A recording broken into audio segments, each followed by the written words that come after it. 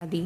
आज चौथा नवरात्रा है, पर नवरात्रि का आज तीसरा दिन है। कल दूसरा और तीसरा नवरात्रा साथ में ही हो गया था। आज चौथा नवरात्रा है, तो दुर्गा सप्तशती का चतुर्थ अध्याय शुरू करते हैं। जय माता बोलिए दी। जय माता दी। ऋषि बोले, अत्यंत पराक्रमी उस दुरात्मा महिष के एवं उसकी सेना के द्वारा देवी द्वारा मारे जाने पर इंद्रादिक देवतागण, जिनके हर्ष के कारण रोंगटे खड़े हो गए थे, शरीर भी सुंदर हो गए थे, प्रणाम के लिए जिनकी गर्दन तथा कंधे झुके जा रहे थे, अपनी वाणियों द्वारा देवी जी की स्तुति करने लगे। जिसे देवी जी ने अपनी शक्ति से सारे जगत को व्याप्त कर लिया है, जिसका स्वरूप सभी देवताओं की शक्तियों का समूह है तथा देवता तथा महर्षि जिनकी पूजा किया करते हैं, उस अंबिका को हम प्रणाम करते हैं। वही देवी हमारा मंगल करे, जिसके अतुल प्रभाव को एवं बल को भगवान शेषनाग, ब्रह्मा तथा श्री हरि भी नहीं कह सकते। चंडिका देवी सारे जगत की पालना के लिए तथा अमंगल के भय के नाश का विचार करे। जो श्री स्वरूपणी पुण्य आत्माओं के घरों में तो लक्ष्मी स्वरूपा है, पापियों के घरों में दरिद्रता, श्रेष्ठ पुरुषों के यहाँ श्रद्धा, कुलीन जनों में लज्जा स्वरूपणी है। इस प्रकार की हे देवी जी, हम आपको प्रणाम करते हैं। हे भगवती, आप विश्व का पालन करें। हे मातेश्वरी, आपके इस चैतन्य रूप का, असुरों के क्षय करने वाले आपके महान पराक्रम का एवं देवता तथा असुरों के सामने संग्राम में किए गए आपके अद्भुत चरित्रों का वर्णन हम किस प्रकार कर सकते हैं। हे भगवती जी, आप संपूर्ण जगत का कल्याण हो, आप संपूर्ण जगत का कारण हो। सत्व, रजतम इन तीनों गुणों वाली होते हुए भी आप अज्ञेय हो। दोषों के कारण हम लोग आपको जान नहीं सकते। हम तो क्या, विष्णु शिव आदि भी आपका पार नहीं पा सकते।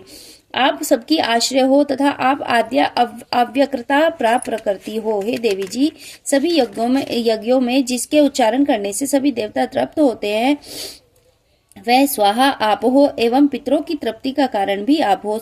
सभी लोग आपका स्वधा नाम से उच्चारण करते हैं। हे देवी, मुक्ति का कारण आप हो। आप अचैतन्य महाव्रत स्वरूप हो, संपूर्ण दोषों से रहित, इंद्रियों को वश में करने वाले, तत्व का सार जानने वाले, मोक्षार्थी मुनिजन जिनका अभ्यास करते हैं, वह देवी भगवती पराविद्या आप हो। परम पवित्र ऋग्वेद, यजुर्वेद एवं मनोहर उदीर्थ के पदों के पाठ से युक्त सामवेद का निधान हो।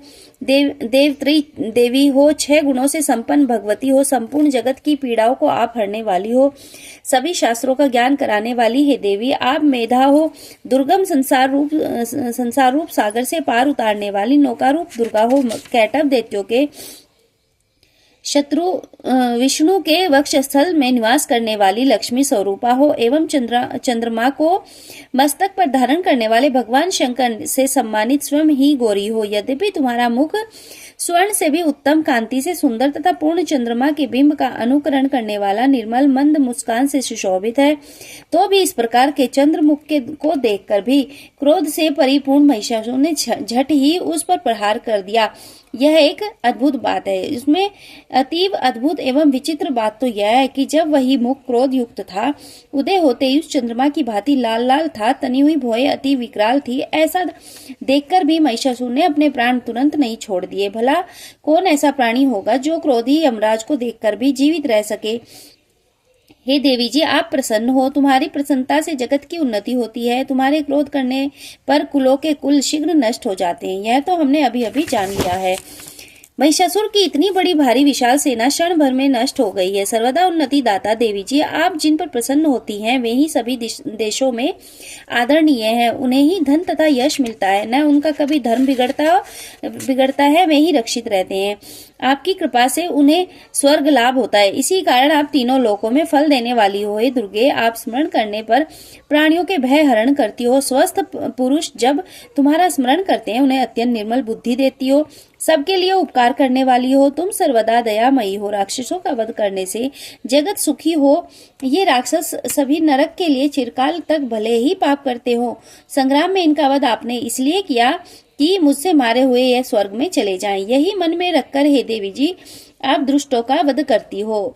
आप असुरों को केवल देखने मात्र से भस्म क्यों नहीं करती हो? शत्रुओं पर शस्त्रों का प्रहार क्यों कर दिया करती हो? इसका भी कारण है, क्योंकि शत्रुगण मेरे शस्त्रों से पवित्र होकर उत्तम लोकों में मरकर पहुंचे। इस प्रकार आपके ये विचार अति उत्तम है। असुरों की आंखें तुम्हारी तलवार से उग्र तेज पुंज की झलक से एवं त्रिशूल की भयंकर चमक से चुंधियाकर नष्ट क्यों नहीं हो जाती? इसका भी एक कारण है।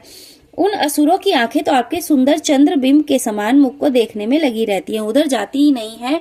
हे देवी जी, आपका शील स्वभाव दुराचारियों के दुष्ट स्वभाव को निवृत्त करने वाला है और आपका रूप अचिंतनीय है, उसकी अन्य किसी के साथ तुलना ही नहीं हो सकती।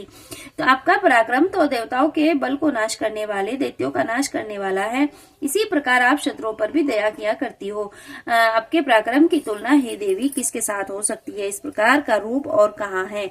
आपके चित्त में तो दया रहती है और युद्ध में कठोरता, ऐसा देखा गया है। हे वरदायिनी, त्रिलोकी भर में आप में ही यह दिखाई देते हैं। हे देवी जी, शत्रुओं का नाश करके इस सारी त्रिलोकी की आपने रक्षा की। संग्राम भूमि में उन असुरों का विनाश करके उन्हें स्वर्ग में पहुंचा दिया और वह हमारा भय भी आपने दूर कर दिया है, जो कि हमें उन्मत्त दानव डराया करते थे। हे माता, आपको नमस्कार है।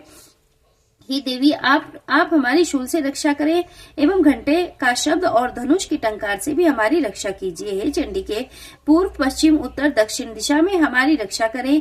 ऋषि बोले। इस प्रकार देवी जी की देवताओं ने स्तुति की और नंदन वन में उत्पन्न हुए फूलों तथा गंध चंदन आदि से जगत माता की पूजा की। सभी देवता ने भक्ति पूर्वक अर्चना की। तब देवी प्रसन्न मुख होकर उन देवताओं से बोली, हे सभी देवताओं, अपनी अभिलाषा के अनुसार आप सब हमसे वर मांगो। देवता बोले, हे भगवती, आपने तो हमारी सभी मनोकामनाएं पूर्ण कर दी हैं, कुछ भी बाकी नहीं है। हमारी इस महिषासुर शत्रु का वध कर दिया है। फिर भी यदि आप प्रसन्नता पूर्वक हमें वर देना चाहती हैं तो हे माता, यह वर दीजिए। जब जब भी हम आपका स्मरण करें, आप तब हमारी आपत्तियां दूर करें। हे मातेश्वरी, जो भी मनुष्य इस स्तुतियों द्वारा आपकी स्तुति करे, उन्हें वित्त रिद्धि वैभव दीजिए, साथ में उसके धन कलत्र आदि संपत्ति की भी वृद्धि कीजिए। हे अंबिके, हम पर सदा प्रसन्न रहिए। ऋषि बोले, राजन, जब देवताओं ने अपने तथा जगत के कल्याण के लिए इस प्रकार का वर मांगा, तब उन्हें तथास्तु कहकर भद्रकाली अंतर्ध्यान हो गई। हे राजन,